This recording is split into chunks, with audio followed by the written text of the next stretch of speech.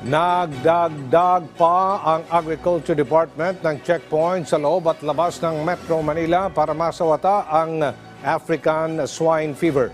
Batay sa tala, papalo na sa 188 na mga baboy ang positibo sa African Swine Fever.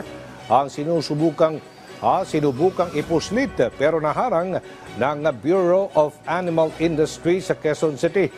May 153 pang nahuli at kinuhanan ng blood sample ng ahensya.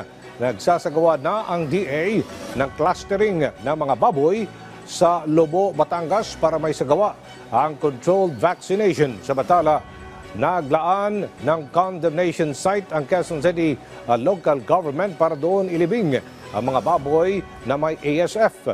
Kung din yan, higit 200 baboy ang napakalamang inalagaan sa Quezon City. Hinikayat ng lokal na pamahalaan na isuko na ang mga baboy dahil bawal ang pag-aalaga ng baboy sa lungsod.